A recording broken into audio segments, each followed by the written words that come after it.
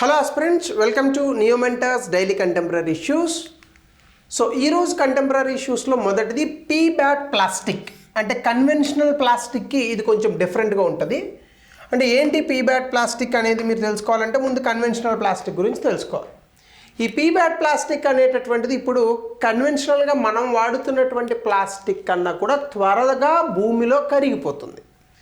So ఈ పీబ్యాట్ ప్లాస్టిక్కి ఒక పేరు ఏంటంటే పాలీబ్యూటలైన్ ఎడిపేట్ థెరిప్తలేట్. ఇది దాని తాలూకా ఒరిజినల్ పేరు. ఇది చెప్పానంటే మీరు ఎవరు వినరు కాబట్టి దీనికి ఒక ముద్దు పేరు పెట్టుకున్నాం, పీబ్యాట్ ప్లాస్టిక్. ఇది బయోడిగ్రేడబుల్, అంటే భూమిలో తొందరగా కరిగిపోతుంది అనమాట. సో థర్మోప్లాస్టిక్ పాలిమర్ ఒక టైప్ ఆఫ్ పాలిమర్, అంటే రకరకాల మెటీరియల్స్ చేస్తారు, ఒక కాంపౌండ్ లాంటిది. ఇది ఎకో ఫ్రెండ్లీ ఆల్టర్నేటివ్. కన్వెన్షనల్గా మనం వాడేటటువంటి ప్లాస్టిక్కి ప్లేస్లో ఒక ప్రత్యామ్నాయంగా దీన్ని వాడచ్చు. ఇది కనుక వాడితే మనం ఇప్పుడు ప్లాస్టిక్ పొల్యూషన్ ఏదైతే ఉందో దీనికి పూర్తి స్థాయిలో మనం పరిష్కార మార్గాన్ని వెతికినట్టు. కెమికల్గా ఇది it's a copolymer of adipic acid, 1,4-బ్యూటనైడోల్ అండ్ థెరిప్లాటిక్ యాసిడ్. ఇవన్నీ కూడా మనకు గుర్తుండవు. ఇవన్నీ గుర్తుంటే మనం ఏ కెమికల్ ఇంజనీర్ అవుతాం కాబట్టి మనం అన్ని గుర్తుపెట్టుకోవాల్సిన అవసరం లేదు. జస్ట్ ఆ పేరు ఒకటి మాత్రం గుర్తుపెట్టుకోండి. దీని కన్వెన్షనల్ ప్లాస్టిక్ మెషినరీ, అంటే ఇప్పుడు మనం ప్లాస్టిక్ని తయారు చేయడానికి వాడుతున్నటువంటి మెషిన్లను యూజ్ చేసుకొనే ఈ ప్లాస్టిక్ని కూడా మనం తయారు చేయొచ్చు. అయితే ఇది బయోపాలిమర్స్తో బ్లెండ్ అవ్వడం వల్ల, బయో అంటే ఏంటి, భూమి నుంచి వచ్చినవి అని చెప్పేసి, ఈ బయోపాలిమర్స్తో ఇది బ్లెండ్ అవ్వడం వల్ల స్ట్రెంగ్త్ గట్టిగా ఉంటుంది. అట్ ద సేమ్ టైం ఇది భూమిలో కూడా కరిగిపోతుంది. 100% కంపోస్టబుల్, అంటే భూమిలో నేలలో 100% ఇది కరిగిపోతుంది. అది అండర్ ఇండస్ట్రియల్ కంపోస్టింగ్, అంటే ఇండస్ట్రియల్ కంపోస్టింగ్ కొన్ని మెథడాలజీస్ ఉంటాయి. 180 రోజుల్లో దీన్ని పూర్తి స్థాయిలో మనం భూమిలో కలపచ్చు. So flexible and tough bags తయారు చేయడానికి, ఫిల్మ్స్ తయారు చేయడానికి ఇప్పుడు ప్లాస్టిక్ని ఎలా అయితే వాడుతున్నామో అలాగనే దీన్ని కూడా వాడుకోవచ్చు. అలాగే మాయిశ్చర్ రెసిస్టెంట్, ఇప్పుడు ఉన్నటువంటి ప్లాస్టిక్ బ్యాగ్ లాగానే ఇది తడి అంటుకున్నా కూడా ఏమీ కాదు. కెమికల్ ఇనట్, దేనికి రియాక్ట్ కాదు. అలాగే గుడ్ బ్యారియర్ ప్రొటెక్షన్, అంటే మంచి ప్రొటెక్షన్ కూడా ఇది ఇప్పుడు ఉన్నటువంటి ప్లాస్టిక్ గానే ఇస్తుంది. సో దీనికి సంబంధించి మన డిఫరెన్స్ పీబ్యాట్, పిఎల్ఏ అంటే పాలీలాక్టిక్ యాసిడ్, ఇప్పుడు మనం వాడుతున్నటువంటి ప్లాస్టిక్ ఇది. ఈ రెండింటి మధ్య ఉన్నటువంటి డిఫరెన్స్ చూస్తే ఇదిగో ఇది కోపాలిమర్ ఉంటుంది, ఇది లాక్టిక్ యాసిడ్ నుంచి తయారు చేస్తారు, that is from corn and sugar cane. అలాగే ఇది ఫ్లెక్సిబుల్ అండ్ టఫ్, అది రిజిడ్ అండ్ బ్రిటిల్. ఫ్లెక్సిబుల్ అంటే ఇది ఈజీగా మనం ఎలా అయినా వాడచ్చు, టఫ్ అంటే గట్టిగానే ఉంటుంది. ఇది యాక్చువల్గా రిజిడ్ అంటే ఇంకా చాలా గట్టిగా ఉంటుంది. సో ఈ రెండిట్ల మధ్య కనుక డిఫరెన్స్ చూస్తే దీనికన్నా ఇప్పుడు మనం వాడుతున్నటువంటి ప్లాస్టికే కాస్త గట్టిగా ఉంటుంది. కానీ బ్యాగ్స్లో, ప్యాకింగ్స్లో వాడచ్చు. అదైతే ఎలక్ట్రానిక్స్ ప్యాకింగ్, కట్లరీ అన్ని చోట్ల వాడతాము. ఫాస్టర్ కంపోస్టింగ్, మనకు మెయిన్ కావాల్సింది ఇది. పర్యావరణాన్ని ఇప్పుడు ఉన్నటువంటి ప్లాస్టిక్ నాశనం చేస్తుంది, కానీ ఇది కంపోస్టింగ్ స్పీడ్గా జరుగుతుంది.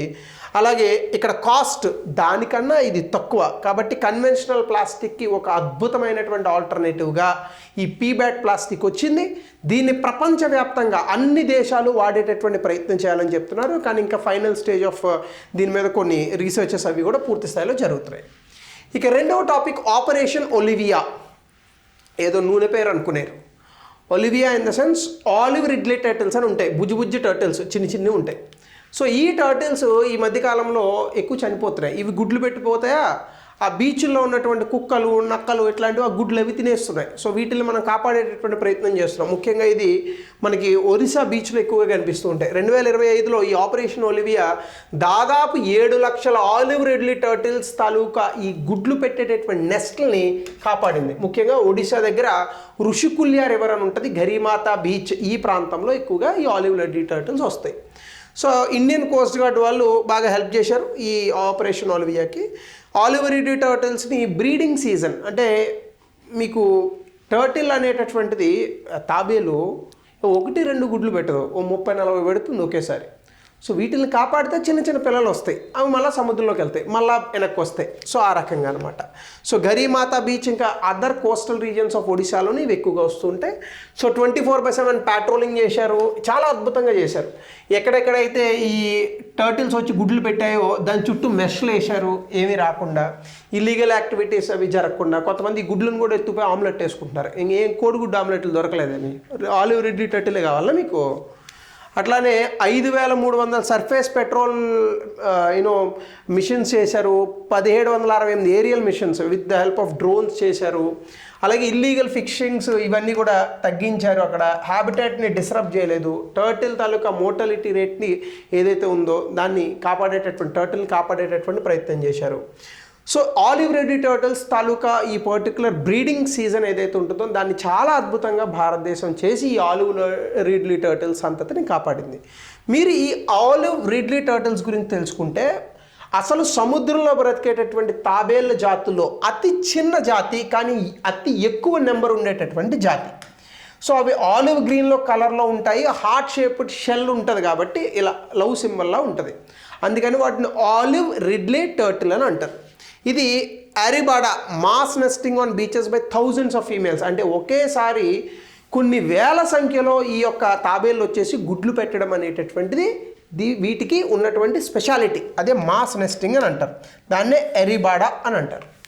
సో అట్లానే మీరు కనుక చూస్తే డిస్ట్రిబ్యూషన్ ఇవి ట్రాపికల్ రీజన్స్ ఎక్కువగా, అంటే కొంచెం ఈ ఎండ ఇవి ఉన్నట్టు మనకి 23 అండ్ ఆఫ్ చెప్తాం కదా, tropic of Capricorn, tropic of cancer, ఈ ప్రాంతాల్లో Pacific Ocean, Indian Ocean, Atlantic ఓషన్స్లో మనకి ఇవి కనిపిస్తాయి. ఒడిశాలో భారతదేశంలో చాలా ఎక్కువగా మనకి ఇవి కనిపిస్తాయి. అది ఒడిశా భారతదేశంలో కాదు ప్రపంచవ్యాప్తంగా వరల్డ్ లార్జెస్ట్ రూకరీ, అంటే ఆలివ్ రిడ్లీ టర్టిల్స్ గుడ్లు పెట్టేటటువంటి biggest mass nesting site in the world, ప్రపంచంలోనే Odisha Gahirmatha beach. So conservation status వల్నరబుల్గానే ఉంది కాబట్టి పెద్ద ప్రమాదం ఏమీ లేదు. వైల్డ్ లైఫ్ ప్రొటెక్షన్ యాక్ట్లో షెడ్యూల్ 1 కాబట్టి వీడు వేటాడడానికి అవకాశం లేదు, అది లీగల్గా తప్పు. అలాగే సైట్స్లో appendix 1 highest protection and international trade, అంటే ప్రపంచ వాణిజ్యంలో ఆలివ్ రిడ్లీ టర్టిల్స్ని ఎగుమతులు దిగుమతులు చేయకూడదు. సో ఇది దానికి సంబంధించినటువంటి అంశం. ఇక మూడవది స్లీప్ డిజార్డర్స్. నేను ఈ మధ్యకాలంలో ఒక యూట్యూబ్ వీడియో చూశాను. ఆయన ఏమంటాడంటే అది చాలా పిచ్చిగా అనిపించింది నాకు.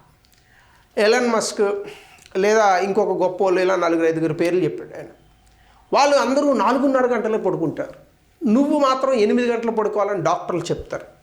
సో ఈ 4.5 గంటలు పడుకునేటటువంటి వ్యక్తులు అందరూ గొప్ప వాళ్ళు అవుతారు, నువ్వు మాత్రం నిద్రలో ఇది చేస్తావు. ఇంతకన్నా పిచ్చి ఇంకోటి ఉండదు.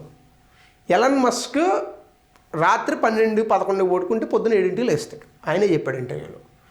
నిద్రకి మనం సాధించే విజయాలకి సంబంధం లేదు. ఒక్కొక్క మనిషి ఒక్కొక్కలా పడుకుంటాడు. సో అది డిపెండ్స్ ఆన్ పీపుల్, అది depends on your health condition, నీ తాలూకా లైఫ్ స్టైలు, ఇలా అన్నీ ఉంటాయి. అంటే నిద్రపోని ప్రతి వ్యక్తి గొప్పవాడవడు, నిద్రపోయిన ప్రతి వ్యక్తి సోమరపోతూ అవడు. దయచేసి ఇలాంటి దిక్కుమాలిన వీడియోలను ఎంకరేజ్ చేయకండి, especially in YouTube. I don't want to name them, but what kind of logic is that? It's a stupid logic కదా. 4.5 గంటలు పడుకుంటే వాళ్ళందరూ గొప్ప వాళ్ళు అవుతారు. ఇందిరాగాంధీ గారు 4.5 గంటలు పడుకునేది. నువ్వు ప్రైమ్ మినిస్టర్ అవుతావా ఏంది 4.5 గంటలు పడుకుంటే? సో మరి మెడిటేషన్లో ఉండే గొప్ప గొప్ప గౌతమ్ బుద్ధుడు లాంటి వాళ్ళు ప్రతిరోజు రోజంతా మెడిటేషన్ చేశారు. మరి నువ్వు గౌతమ్ బుద్ధుడు అయిపోతావా రోజు మెడిటేషన్ చేస్తే? అది కాదు. We have to improve our knowledge. మనము ఈ ప్రపంచ విషయాల పట్ల ఉన్నటువంటి జ్ఞానాన్ని పెంపొందించుకోవాలా. అలాగే కన్సిస్టెన్సీ అండ్ హార్డ్ వర్క్. ప్రతిరోజు చేసేటటువంటి పనిని చిన్న చిన్న స్టెప్స్లో చేయాలా. ఒక 2వ అంతస్తు, ఒక గ్రౌండ్ ఉంది, 2వ అంతస్తు ఉంది, నిచ్చెన వేస్తావు. నిచ్చెన ఎక్కేటటువంటి మెట్లు చిన్న చిన్నవి ఉంటాయా పెద్ద పెద్దవి ఉంటాయా? పెద్ద పెద్ద వేస్తే కాలు ఇరుగుతుంది. సో చిన్న చిన్న మెట్లు ఎక్కుకుంటూ వెళ్తే హయ్యర్ పొజిషన్స్కి వెళ్ళగలుగుతావు. అంతేగాని మీరు చూడండి, ఇప్పుడు మీరు ఇంట్లో ఫ్లోర్ ఉండదనుకోండి, మెట్లు ఉంటాయి, చిన్న చిన్నవి ఉంటాయా పెద్ద పెద్ద మెట్లు ఉంటాయా? చిన్న చిన్న మెట్లు ఉంటాయి. అఫ్కోర్స్ లిఫ్ట్ కూడా ఉంటుంది, కానీ లిఫ్ట్ ఉండాలంటే మళ్ళీ డబ్బులు ఉండాలి కదా. సో అట్లానే ప్రపంచ విషయంలో ప్రపంచానికి సంబంధించినటువంటి ఉన్నటువంటి విషయాల్లో అధిక జ్ఞానాన్ని సంపాదించాలి. ఈ జ్ఞానాన్ని మన జీవితంలో డబ్బులు సంపాదించడానికో, పేరు సంపాదించడానికో, మరొకటో, మనశ్శాంతికో వాడుకోవాలి. దీనికి నిద్రపోయిన దానికి సంబంధం లేదు. 4.5 గంటలు పడుకున్న ప్రతివాడు గొప్పోడవడు, 8 గంటలు పడుకున్న ప్రతివాడు సోమరిపోతాడు. సో కాబట్టి try to improve your knowledge. Social మీడియాలో కనిపించిన ప్రతిదాన్ని నమ్మకండి ఫస్ట్, నేను చెప్పే పాఠంతో సహా. నేనేం అతిథుని కాదు. సో స్లీప్ డిజార్డర్స్ గురించి వచ్చింది, అందుకే ఈ టాపిక్ చెప్పాను మీకు. మనకి నాన్ కమ్యూనికేబుల్ డిసీజెస్ అని ఉంటాయి, అంటే అంటు వ్యాధులు కాని వ్యాధులు. ప్రపంచవ్యాప్తంగా 74% ఆఫ్ ప్రీమెచ్యూర్ డెత్స్, అంటే 100 సంవత్సరాలు రీచ్ అవ్వకుండా చనిపోయేటటువంటి వ్యక్తుల్లో 74% ఈ నాన్ కమ్యూనికేబుల్ డిసీజెస్. అందులో ఒబిసిటీ, ఊబకాయం, hyper tension, BP, diabetes, sugar, lung diseases, ఇంకా చాలా ఉన్నాయి. హార్ట్ డిసీజెస్, స్ట్రోక్, రెండు కొంచెం దగ్గరగా ఉండొచ్చు. క్యాన్సర్, ఇలాంటి వ్యాధులే ఎక్కువగా ఉంటున్నాయి. అయితే majority of non communicable diseases related deaths ఎక్కడ జరుగుతున్నాయి? తక్కువ ఆదాయం ఉండి మధ్యస్థ ఆదాయం ఉన్నటువంటి దేశాల్లో, అంటే భారత్ లాంటి దేశాల్లో, ఇంకా మనకన్నా చిన్న దేశాలు పాకిస్తాన్, బంగ్లాదేశ్, ఆఫ్రికన్ నేషన్స్, ఇలాంటి దేశాల్లో జరుగుతున్నాయి. స్లీప్ డిజార్డర్స్కి సంబంధించి కనుక చూస్తే నిద్ర సరిగ్గా పోకపోవడం వల్ల చాలాసార్లు నాన్ కమ్యూనికేబుల్ డిసీజెస్ వచ్చేటటువంటి అవకాశం ఉంది. ఖచ్చితంగా నిద్ర అనేటటువంటిది బాడీలో ఉన్నటువంటి అన్ని ఆర్గాన్స్కి స్వాంతన కల్పిస్తుంది. మీరు చూడండి, ఇళ్లలో మనం ఎప్పుడప్పుడు చూస్తుంటాం, ఎవరో ఇంట్లో పాపం బాగా వాళ్ళందరూ ఇళ్లలో ప్రేమించేటటువంటి ఒక వ్యక్తి చనిపోయారనుకోండి, పాపం వాళ్ళకి సంబంధించినటువంటి రిలేటివ్స్ కానీ వీళ్ళు చాలా విపరీతంగా ఏడుస్తారు. అందులో ఎవరో ఒక చిన్న పాపో బాబో ఉన్నారనుకోండి, ఏడుస్తున్నారనుకోండి, వాళ్ళు ఏడ్చి సొమ్మసిల్లి నిద్రపోతుంటారు. అప్పుడు ఇంట్లో పెద్దవాళ్ళు ఏమంటారు తెలుసా? నిద్రపోనివ్వండి, చాలాసేపు ఏడ్చింది, కనీసం నిద్రపోతే కొంత స్వాంతన కలుగుతుంది. సో నిద్ర అనేటటువంటిది బాడీలో మీ బ్రెయిన్, హార్ట్, బాడీలో ఉన్నటువంటి అన్ని పార్ట్స్, అన్ని ఆర్గాన్స్కి స్వాంతన లభిస్తుంది.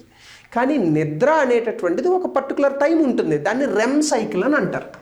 ర్యాపిడ్ ఐ మూమెంట్, ఈ ర్యాపిడ్ ఐ మూమెంట్ సైకిల్ అనేటటువంటిది 1.5 అంటే గంటన్నర మల్టిపుల్స్లో ఉండాలి. అంటే గంటన్నర మల్టిపుల్స్ అంటే 1.5 వేద్దాం మనం యాక్చువల్గా. సో 1.5 మల్టిపుల్స్లో ఉండాలి. అంటే మీరు పడుకుంటున్నారు అనుకోండి, 1.5 మల్టిపుల్స్ అంటే ఇంటూ 2, పడుకుంటే 3 గంటలు పడుకోండి, లేదా 4.5 గంటలు పడుకోండి, లేదా 6 గంటలు పడుకోండి, లేదా 7.5 గంటలు పడుకోండి. ఈ మల్టిపుల్స్లో పడుకుంటే మీకు నిద్ర చాలా అద్భుతంగా ఉంటుంది. అంటే 6 గంటలు పడుకోవాలంటే ఏం చేయాలి? మీరు ఫర్ ఎగ్జాంపుల్ నిద్రపోతున్నారు అనుకోండి, మార్నింగ్ 6కి లేవాలి, మీరు 11:30కే పడుకోవాలా. ఎందుకంటే ఒక అరగంట సేపు నిద్రపోవడంలో కొంత నిద్ర పట్టి ర్యాపిడ్ ఐ మూమెంట్ సైకిల్లోకి వెళ్ళడానికి టైం పడుతుంది. అంటే మీరు పడుకునే సమయానికి లేచే సమయానికి మధ్య 6 గంటలకు పై చీలుకు 6:15, 6:30 ఇలా ఉండాలి. లేదు మీకు 7.5 గంటలు పడుకునే అలవాటు ఉంది, 7.5 గంటలు పడుకోవచ్చు, తప్పేం లేదు అందులో. బట్ అంతకన్నా ఎక్కువ పడుకుంటే దాని అది ఇంకో డిజార్డర్ అవుతుంది. ఎందుకంటే ఎక్కువగా నిద్రపోవడం కూడా వ్యాధి. సో కాబట్టి sleep gives you health. So ఆ హెల్త్ ఈజ్ వెల్త్ అన్నారు. అంటే దాని అర్థం ఏంటి? నిజంగా హెల్త్ వెల్త్ ఇస్తుందన్నా? హెల్తీగా ఉంటే ఏదైనా పని చేయగలుగుతాం, దానివల్ల ఎంతైనా సంపాదించేటటువంటి అవకాశం ఉంటుంది. సో కాబట్టి ప్రపంచ దేశాల్లో ఈ స్లీప్ డిజార్డర్స్ కారణంగా నాన్ కమ్యూనికేబుల్ డిసీజెస్ వస్తున్నాయి. పూర్ స్లీప్ క్వాలిటీ, అంటే తక్కువ స్లీప్ క్వాలిటీ కూడా బాగుండాలి. కొంతమంది చూడండి, పడుకున్నాడంటే అసలు వాడు ప్రపంచం బద్దలైపోయినా కూడా లేవాడు. సో అంత అద్భుతంగా నిద్రపోవాలి. కానీ నిద్రకి మెలకుకి మధ్య గ్యాప్ చాలా తక్కువ ఉండాలి. అంటే you have to be A light sleeper అంటారు చూడండి. లైట్ స్లీపర్ అంటే వీళ్ళు పడుకుంటారు, ఏదైనా అలారం కొట్టే వెంటనే లేస్తారు. కొంతమంది పడుకుంటారు, ఆ అలారం మోగుతూనే ఉంటుంది. వీడు అలారం ఎందుకు పెట్టాడు వీడికి తెలియదు, అలారానికి తెలియదు, అది మోగుతూనే ఉంటుంది, ఈ నిద్రపోతూనే ఉంటాడు. అలాంటి నిద్ర ఉండకూడదు.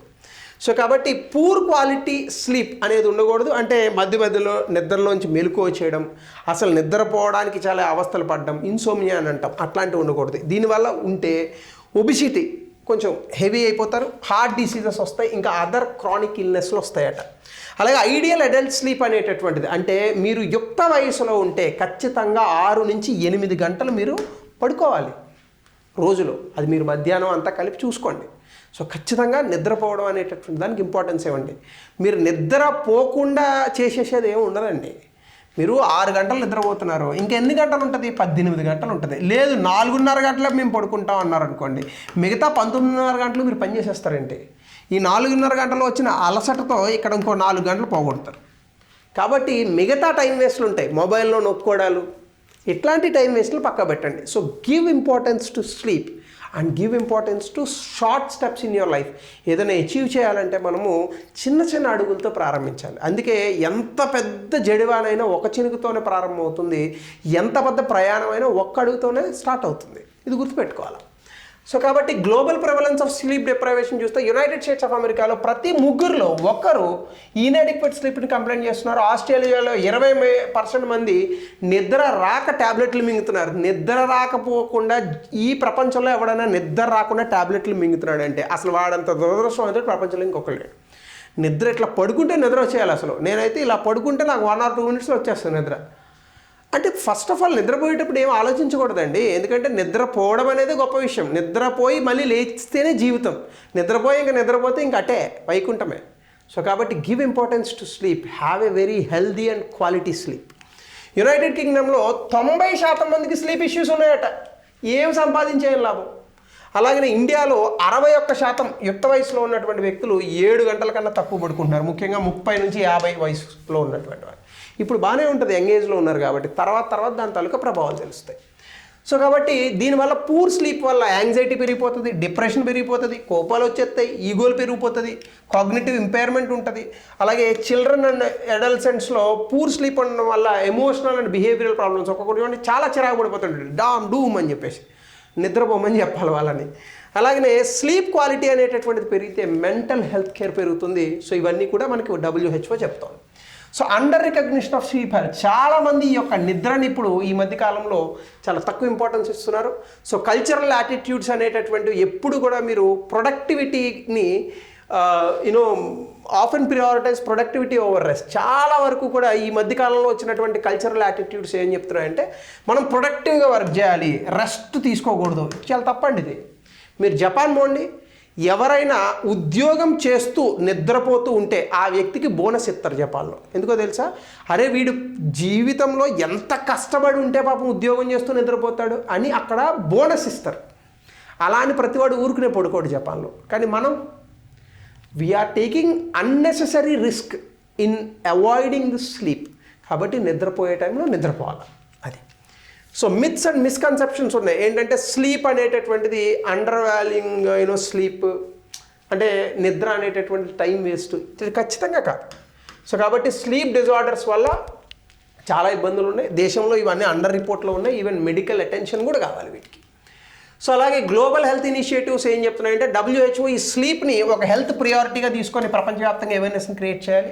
అలాగే రీసెర్చర్స్, పాలసీ మేకర్స్ వీళ్ళందరి మధ్య ఒక కొలాబరేషన్ అనేటటువంటిది రావాలి. యునైటెడ్ నేషన్స్ సస్టైనబుల్ డెవలప్మెంట్ గోల్స్లో goal number 3 good and health and వెల్బీయింగ్లో స్లీప్ గురించి మనం ఎక్కువగా మాట్లాడాలి.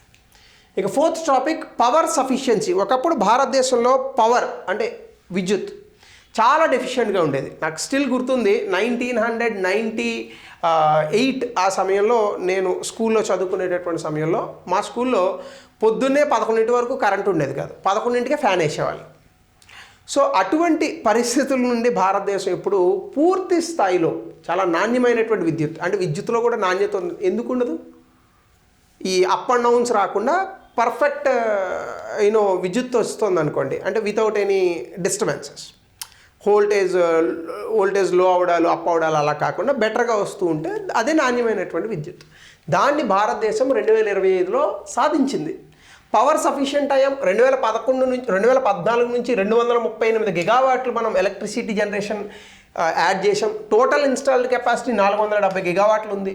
డెఫినెట్గా ఎనర్జీలో డిమాండ్ సప్లై గ్యాప్ని తగ్గించాం. టోటల్ ఎనర్జీ 2024-25లో 15 లక్షల మిలియన్ యూనిట్స్ని సప్లై చేసాం. ఇది 2 లక్షల circuit kilometres of transmission lines అంటే వైర్లు 2 లక్షల కిలోమీటర్లు ఉన్నాయి. థర్మల్ పవర్ అనేటటువంటిది ఇంకా అద్భుతంగానే యూజ్ చేస్తున్నాం మనం. అంటే ఎక్కువగా మనము 70% వరకు మన దేశంలో ఉత్పత్తి చేసేటటువంటి ఈ యొక్క విద్యుత్ అంతా కూడా బొగ్గు నుంచి వస్తుంది. ఇది కోస్తా తగ్గాలి. అట్లానే రెన్యూబుల్ ఎనర్జీ మీద కూడా మనం ఫోకస్ పెట్టాం. 2 లక్షల మిలియన్ యూనిట్లు టోటల్ రెన్యూబుల్ ఎనర్జీ జనరేట్ చేసాం. అందులో విండ్ చాలా అద్భుతంగా 78,000, సోలార్ బాగా పెరిగిపోయింది 127,000. అలాగే రెన్యూబుల్ ఎనర్జీ 2021-22లో 11% ఉంటే 2024-25లో 14% పెరిగింది. అంటే 13.78 to be precise. National power grid and ట్రాన్స్మిషన్లో ఇండియా 5 రీజనల్ గ్రిడ్స్ను ఆపరేట్ చేస్తుంది. ఒక నేషనల్ గ్రిడ్ కలిపి ఉంది. అంటే వైర్లన్నీ కూడా ఈ గ్రిడ్ అంటే ఏంటంటే బేసికల్గా ఈ ఎలక్ట్రిక్ లైన్స్ అన్నీ కూడా కలిపి ఉండాలి. ఎందుకంటే విద్యుత్తును ఒకసారి ఉత్పత్తి చేస్తే దాన్ని స్టోర్ చేయలేం. We have to pass it on. అలాగే power grid corporation of India దీన్ని మేనేజ్ చేస్తుంది. నేషనల్ గ్రిడ్ దాదాపుగా ఇండియాలో 45% ఆఫ్ ట్రాన్స్మిషన్ కెపాసిటీని కలిగి ఉంది. ఇంటర్స్టేట్ పవర్ ఎక్స్చేంజ్ అంటే ఒక రాష్ట్రంలో అధికంగా విద్యుత్ ఉత్పత్తి చేస్తే వేరే రాష్ట్రాలకి వాటిని సప్లై చేసుకోవడానికి ఇది పనికొస్తుంది. అలాగే regional performance and power gaps చూస్తే నార్దర్న్ రీజియన్లో గ్యాప్ ఒకప్పుడు 1% ఉండేది, ఇది 0.2% తగ్గింది. యూపీ, జమ్మూ అండ్ కాశ్మీర్ చాలా అద్భుతమైన ఇంప్రూవ్మెంట్స్ వచ్చాయి. సౌత్ వెస్ట్ రీజియన్స్లో అసలు గ్యాపే 0. అంటే ఎస్పెషల్లీ తమిళనాడు, గుజరాత్ ఇలాంటి రాష్ట్రాల్లో అసలు గ్యాప్ లేదు. అంటే డిమాండ్ ఎంత ఉందో సప్లై అంత అద్భుతంగా ఉంది మనకి. బీహార్ జార్ఖండ్ నార్త్ ఈస్ట్లో ఇంకా కొన్ని ఛాలెంజెస్ ఉన్నాయి. ముఖ్యంగా బీహార్ జార్ఖండ్ నార్త్ ఈస్టర్న్ ఇండియాలో కొన్ని ప్రాంతాలకు విద్యుతే లేదు. ఇవి ఒక్కటి మనం కొంచెం సరి చేయాల్సినటువంటి అంశాలు. ఇక ఫిఫ్త్ టాపిక్ వచ్చేసి జారోసైట్. ఏంటి జారోసైట్? ఇది ఒక మినరల్, పొటాషియం ఐరన్ సల్ఫేట్ కలిపి ఉంటుంది. ఎగ్జామ్లో అడుగుతాడు, బాగా గుర్తుపెట్టుకోండి. ఇదేంటంటే బేసికల్గా ఎరిడ్ అంటే అస్సలు నీరు లేనటువంటి ప్రాంతాల్లో సెలైన్ ఎన్వైర్మెంట్స్లో కనిపిస్తుంది. దీనివల్ల అసలు భూమి మీద ఇది దొరికినటువంటి ప్రాంతంలో ఎలాంటి పరిస్థితులు ఉన్నాయి భౌగోళికంగా అనేది గుర్తుపెట్టచ్చు. రీసెర్చ్ చేసి ఇది మార్స్ మీద దొరుకుతుంది. అందుకే దీన్ని ఏమంటున్నారంటే న్యాచురల్ క్లాక్, సహజ సిద్ధమైన గడియారము. ఇది ఎగ్జామ్లో అడుగుతాడు. Which of the following mineral is called as natural clock అని అడుగుతాడు. ఏంటది? జారోసైట్. గుర్తుపెట్టుకోండి. ఇది మార్స్ మీద చాలా అద్భుతంగా దొరుకుతుంది. రేడియేషన్ ఇండ్యూస్డ్ ల్యూమినెసెన్స్ అంటే ఏంటి? రేడియేషన్ పడితే ఇది మెరుస్తుంది అనమాట. అయితే ఇప్పుడు ఏం చేస్తున్నారంటే ఈ జారోసైట్ను ఉపయోగించి మనం కొన్ని రీసెర్చ్లు చేస్తే మార్స్ మీద ఎలాంటి జియోలాజికల్ ఈవెంట్స్ జరిగాయి, నీరుందా, వర్షాలు పడ్డాయా, ఇట్లాంటివి తెలుస్తాయి అనుకోండి. సో ఇప్పుడు 6 జారోసైట్ శాంపిల్స్ మన గుజరాత్లో కూడా ఉన్నాయి. ఇప్పుడు దీన్ని మార్స్ మీద ఉన్నటువంటి దాన్ని తీసుకొని రీసెర్చ్ చేస్తారు. పోలికలు చూస్తే భూమి మీద ఏం జరిగింది, మార్స్ మీద ఏం జరిగింది అని కనిపెట్టే అవకాశం ఉంటుంది. కాబట్టి దీని లూమినిసెన్స్ డేటింగ్ అనేటటువంటిది ఉంటుంది. రేడియేషన్ ఎనర్జీని ఎంత స్టోర్ చేసుకుంది అనేటటువంటిది ఇక్కడ గుర్తుపెట్టుకుని దాని మీద కొన్ని సిమ్యులేషన్స్ చేస్తారు. యాసిడ్తో దీన్ని వాష్ చేసినప్పుడు ఇది చాలా బ్రైట్నెస్ చూపిస్తుంది. సో దీనివల్ల ఇర్రేడియేషన్ ఎప్పుడు జరిగింది, హీటింగ్ ఎప్పుడు జరిగింది, కూలింగ్ ఎప్పుడు జరిగింది, అంటే ఒక గ్రహం పైన ఆ గ్రహం చల్లగా ఎప్పుడు ఉంది, వేడిగా ఎప్పుడు ఉంది, నీళ్ళు ఉన్నాయా లేవా, ఇట్లాంటివన్నీ తెలిసేటటువంటి అవకాశం ఉంటుంది. సో ఎమిషన్స్ని అబ్జర్వ్ చేస్తారు. 100, 200, 300, 450 డిగ్రీల వరకు కూడా చేస్తారు. దీనివల్ల మనకి జారోసైట్ చాలా స్టేబుల్గా ఉంటుంది. కాబట్టి ఇది ఎక్కడ ఎటువంటి ఎక్స్పీరియన్సెస్ పొందింది జియోలాజిక్ ఈవెంట్స్లో భాగంగా అనేది తెలుస్తుంది. దీనివల్ల అక్కడ ఉన్నటువంటి ఆ యొక్క వాతావరణాన్ని మనం అర్థం చేసుకునేటటువంటి అవకాశం ఉంటుంది. సో మనం గుజరాత్ని ఎందుకు సెలెక్ట్ చేసుకున్నామంటే భారతదేశంలో అత్యధికంగా ఎరిడ్ రీజియన్ ఎక్కడుంది? గుజరాత్, రాజస్థాన్లోనే ఉంటుంది. కాబట్టి ఇక్కడ ఉన్నటువంటి టెరైన్ మార్స్ మీద ఉన్నటువంటి ఆ టెరైన్కి కొంత పోలికలు ఉన్నాయి. దానివల్ల ఎక్స్ట్రా టెరెస్ట్రియల్ ఈ మినరల్స్ని అర్థం చేసుకోవడంలో ఈ గుజరాత్లో ఉన్నటువంటి జారోసైట్ సైట్స్ కూడా మనకు ఉపయోగపడతాయి. సో ఇవి ఈరోజు important topics from the news paper and PIB. So thank you. Have a nice day.